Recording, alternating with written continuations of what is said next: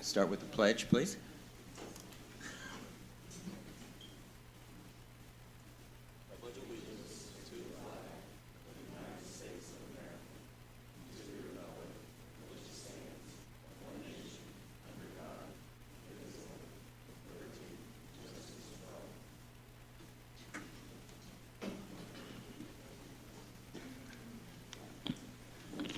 Okay. Minutes and claims.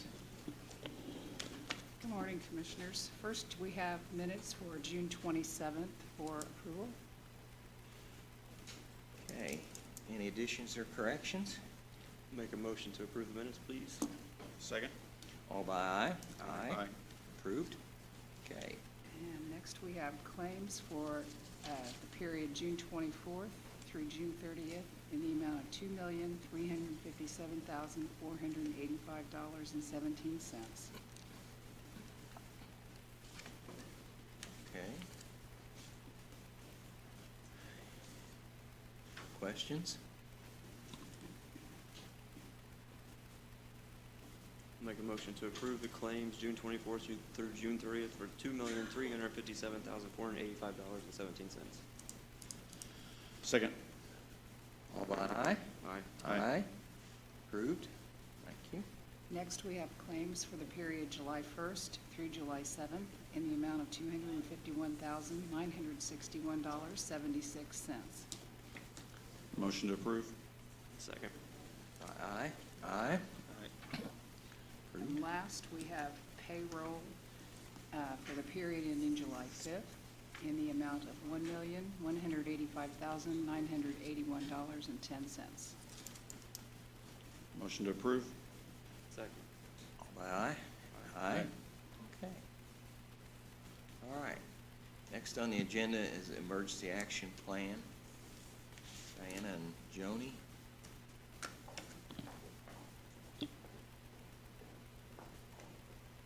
Good morning, Joni Wise, Vigo County Health Department. Diana Smith, Vigo County Recorder. Morning. Good morning. Last fall, there was an initial group put together to start looking at a comprehensive safety plan for the Vigo County government complex.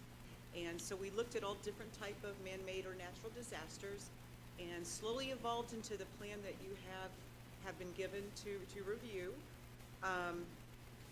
Very comprehensive plan, a lot of work went into it. We've seen so many upgrades in this building just in the last year, whether it's the safety station, being able to scan bags, people, having law enforcement presence in the building and at the door. And so we're looking at getting your approval or input to amend anything that's in the emergency action plan.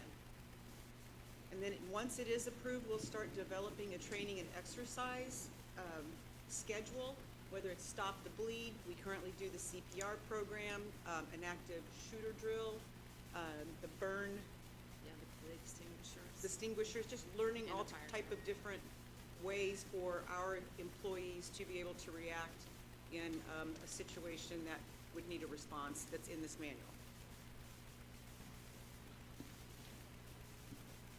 Comments? So you want to take action on the plan today? Go ahead If and you feel that, if implement. you feel confident that you're at a point to do that, yes. Okay, well, Joni, Diana, several others have been critical in getting this accomplished. We have about a 40-page document that we've been given that I have gone through personally, and I think it's great, fantastic for the county, for this building specifically. So I would like to make a motion to implement the plan and continue to work with Diana and Joni and others moving forward on the next steps to make sure everybody's educated throughout this building. I would second that. Go ahead. Nope, that's. The, quite seriously, a lot of time's gone into this, months. Yes. And I think it's a good plan. It can be amended, changed at any time if we run into a problem. But it's, like I say, many, many hours, meetings, and preparation have gone into it. And so I think it's, we'll go, I mean, I'm good with it. So. Yep. Thank you for all your work on this. And I think you're welcome. And I feel confident that the department heads will buy into the trainings that we're going to develop, whether they're tabletop or, you know, live trainings, but that's gonna be critical, is making sure we have the buy-in from the department heads so that the employees can participate and we can be better prepared. Thank you. I just wanted to add, we've also, Tammy, Joni, and myself been working on the kits for the zone captains and the co-zone captains. We put together a list of things that we need in each location. And Joni has so graciously said that her department can buy those items, because we were thinking about the funding, where we were gonna get the funding. And so we're working on getting those, and it's gonna be, we need 12. And it's less than $500 for all 12 kits. And we've identified a funding source that has to be spent down by the end of August. And there's plenty of money in the supplies and miscellaneous line items, the 2 series, to be able to do that. Yeah, but thank you for working on that and for finding, Yes. using the ARPA money, your ARPA money, before it had to go back for the scanner walkthrough. I think that's a big help for sure. Just can't bring your sword to work anymore. Thank you. Thank you. Thanks. Okay, it's been moved and seconded, all by aye? Aye. Aye. Passed. That was short and sweet for a big project. Thank you. Okay. Residential market potential analysis. You got this? I don't have anything for it. I believe it's, Okay. Okay. yes, this is for the county residential housing analysis. Cost is $18,000, and this will help us in putting together our housing incentive plan that should be having here in the next few weeks. I just make a motion to approve payment of $18,000 to Thrive for this analysis. Okay. Yeah, I'll second. This is a critical piece of identifying the type of housing we need in this community, from low level all the way up to executive housing. And this is separate from kind of the regional READY grant that we had received for $1.8 million for some housing incentives. So this is kind of a Vigo County thing for them to identify those things in our community. So, second. All right. Moved and seconded, all by aye? Aye. Thank you. Okay. Appointment to Airport Board Commissioners. Mr. Dan Conley has been up for reappointment to the Airport Board and has agreed to continue to serve there. He's done an excellent job. I would make that motion to appoint Dan Conley to the Airport Board. Second. All by aye? Aye. Okay. Let's see, appointment to Honey Creek Fire Protection Board. Let's see, we had a change. Resignation. Okay.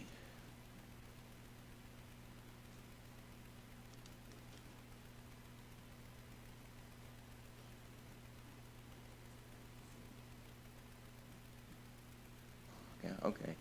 And we've all reviewed this.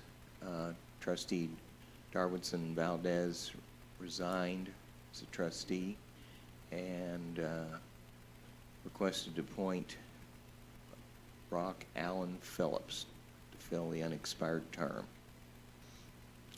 Is there a motion? Motion to approve? Second. All by aye? Aye. Aye. Thank you. All right. War Memorial, Cliff Stevens.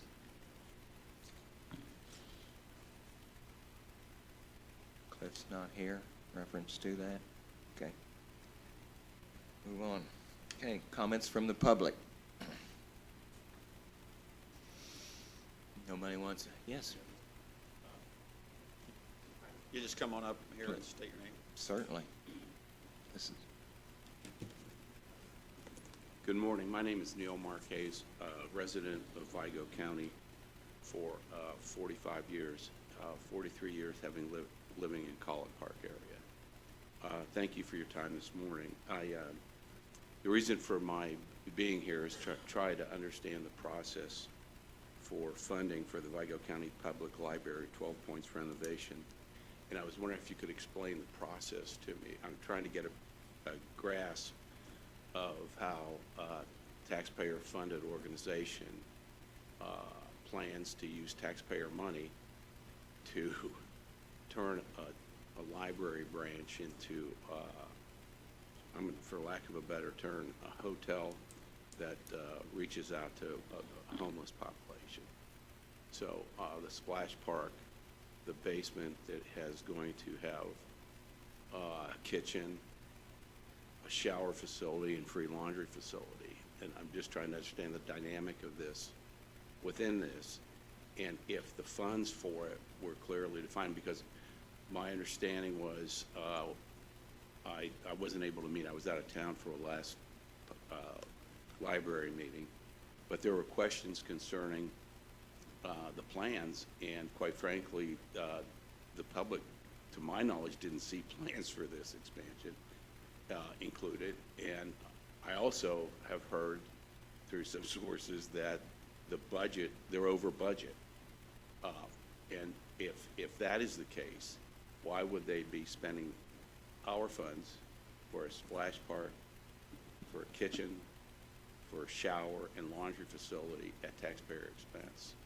And I was hoping you could shed some light on this, because I plan to attend their meeting next week on the 17th to express my concern about taxpayer funds being appropriated by people who are not elected officials. And I would welcome any insight that you could provide into the process. Tammy, help me with this, but the school, we had a, right now we have a request for nomination of that board, and we're reviewing it. There's 3 people appointed by the school board, right? 3 members of the library board, 2 by the commissioners, 1 by the council, and 2 by the council and 2 by the commissioners then? So that would be their 7-person board. Okay. So their review for their budget is annual, basically annual, and presented to the county council. So that is the oversight as far as the funding of the library board. The library board makes decisions on this in reference to how that tax money, they have a tax levy within the county, and they have that authority to fund those projects as they see fit. Okay, but if I could, if it's over budget, if it is over budget, Mm-hmm. why would they be directing those? You know, why isn't a lot? I can't answer that. I mean, I could find out. Yeah, I'm asking for, like I said, for some help or assistance Sure. in trying to understand the process. Go to their board. Yeah, that's the place to start, and we will ask their board too, as far as that goes. We had some questions too. Seems, but as far as being over budget, I can't answer that at all. I can't. They fundraised a lot to get to the point to where they are now. Kevin, they are a taxing entity, right? I mean, they receive property tax dollars. Yes, they certainly Yeah, do. that's what I thought. So yeah, like, we do have 2 appointments. One has came before us, and we're not just going to typically, we'll review the person, we'll talk to them, make sure they're still interested, but I think there needs to be some change on that board. You're not the only person that's came, and I know Mark's received some phone calls, and I've received about 10 phone calls about specifically people in College Park upset about what's going on there. We try to be as transparent as possible as commissioners, and if we would have had plans to put a shower, we would have put those plans out a long time ago and not just mentioned it, 3/4 of the way through the project. So, But I mean, your concerns are valid. Yeah, the shower, the kitchen, and the laundry, I mean, my point is, the mission statement for the Vigo County Public Library doesn't express this as an objective or goal of the organization. And my understanding was they conducted a listening tour of the 35 different meetings around the community. But when it came time to say, here's what we're going to do and here are the plans, there wasn't this expression by, hey, here's what we're going to do and we're going to share with you the plans. Because it was only uncovered after a meeting, I believe, a public meeting or a hearing. And so I guess I appreciate your transparency, and that you're saying that the county council would be Yeah. a way to. So they're just another department. I hesitate to say department. They're an entity of Vigo County. They're a taxing entity, just like a fire department Okay. or sanitary district or anything else that they have a tax rate. School corporation, council's tasked with reviewing all of those budgets, and that's one area, and then the appointments to their board. Okay. And they have to come before the council in late July, early August for a budget meeting, and those are open to the public. The public's welcome to come. Sure, so. sure. So I guess what I'm also in line with that comment, would you say that those plans were clear at the time they came to council? It could be. I didn't go to their meetings personally. You know, most departments have some type of capital project that they want to try to accomplish, and that could have very well been. I'm not sure. Okay, all right. I thank you for your time. Yep. Thank you, Neil. Yeah. I've heard some other people that are elected officials that, what do I want to say? They didn't know anything about this. So I don't know when the meetings were held and what have you.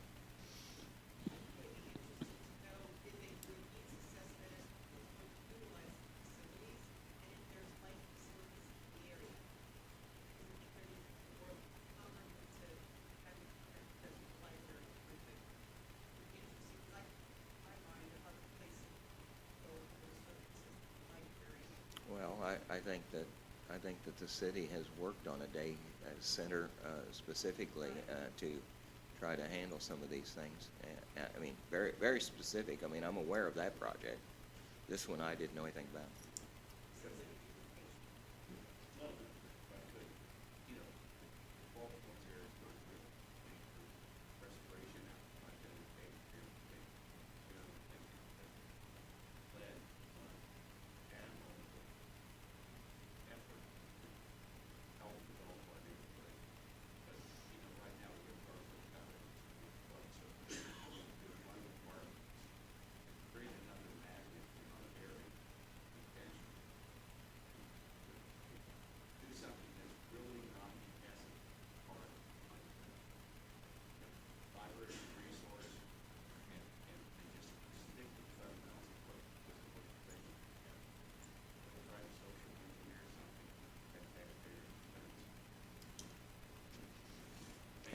Thank you, Neil.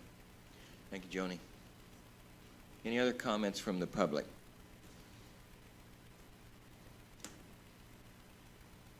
Comments from commissioners and other elected officials? Mr. Robbins indicated this morning that he's got Community Crossing to get those information back on that. What'd you say, the 17th of August? 10th of August. So we're moving ahead with that. Projects, those are all available for more paving around the county. Let's see. You guys got a Lama Street was being paved this morning when I went by. That's good. So, Go ahead, Mark. It's been a busy couple weeks. But I think we're on the other side of it, of all the storm damage and everything, and proud of our departments for how they handled it. I think we did a lot right, and obviously we'll continue to look at what we could do maybe better in the future, but I think we got roads open as fast as we could. It's our policy not to trim trees when there are active power lines in them, and that's why some of those roads were closed longer. But for those of you that don't know, we do have we opened up a tree limb disposal site at our south garage, and it's the mountain is growing. People are, I think, happy to have it, and it's been a good service we provided. I just want to touch on the storm real quick.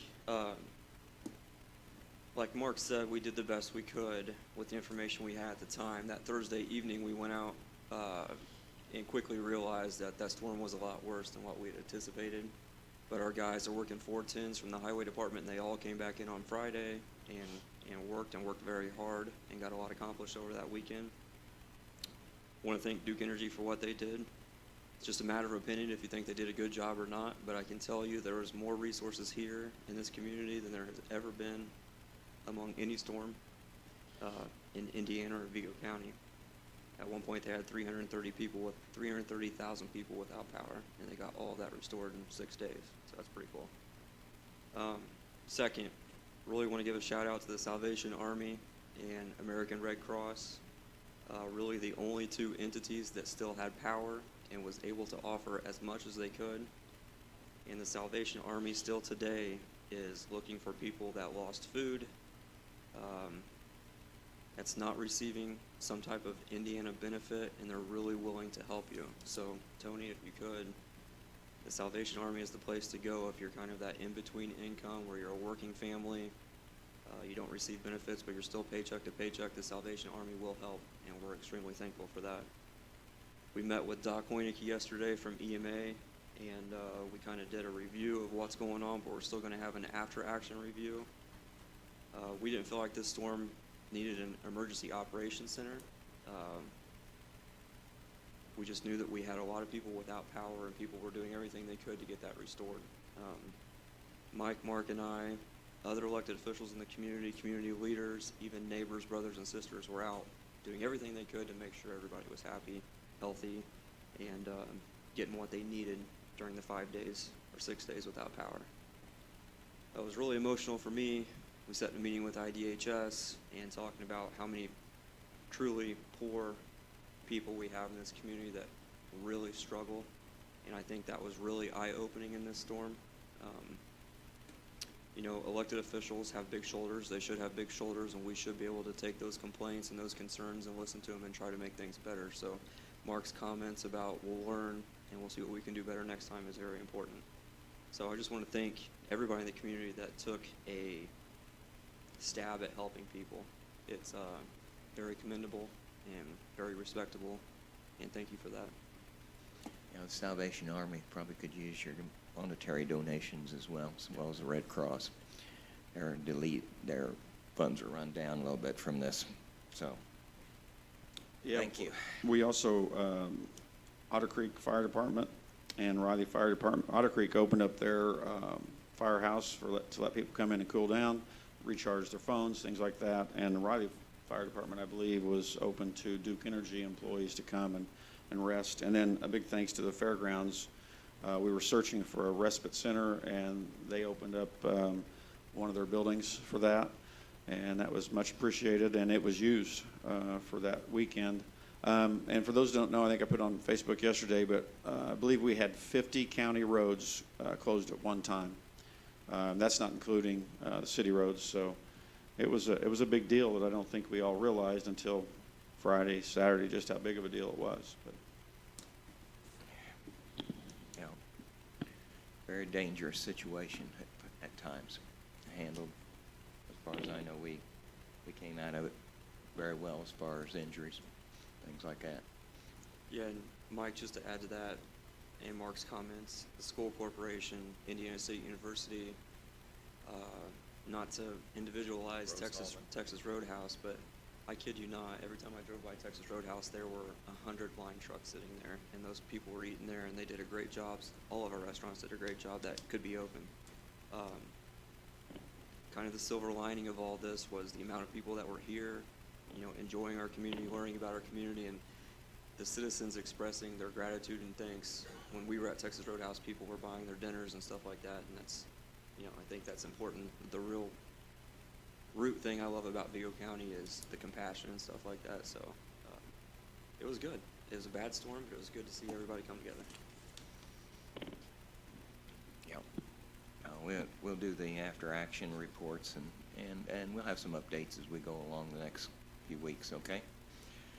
All right, I've got a project here I wanted to announce from CASA, our Court-Appointed Safety Advocate.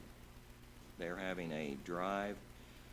It started July 9th. Their goal is 300,000 cans. I guess they're collecting them down at the fair as well as here.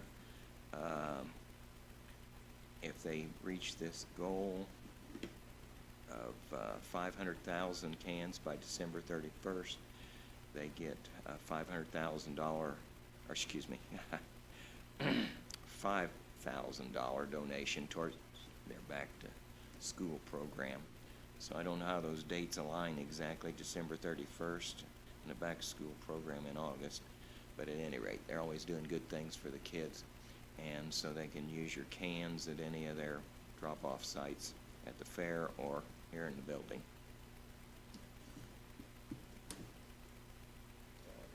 Hold on, we got Larry. After action report there. Sort of. So, while we're thanking people for the storm and everything else, I'd like to send a special shout out to Misco.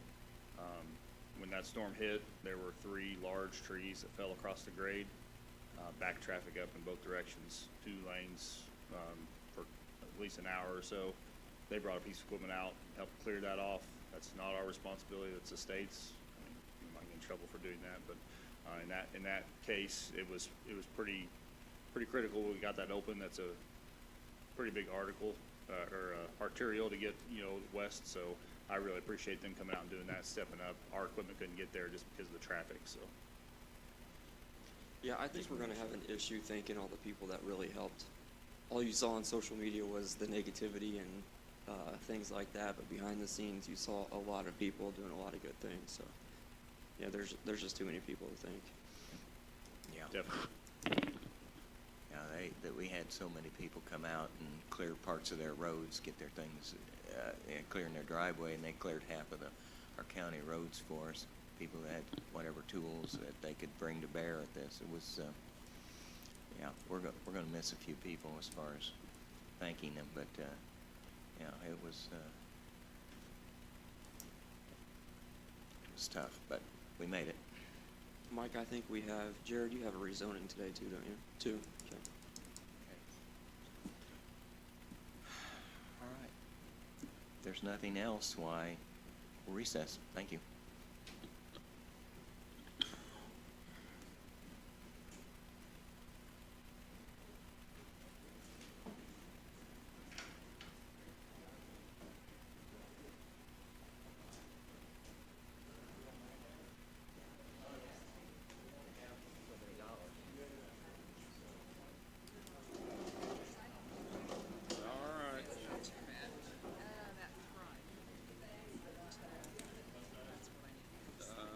I don't know.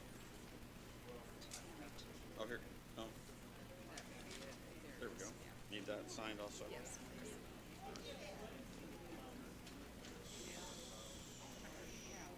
I did too. It's somebody's phone back there.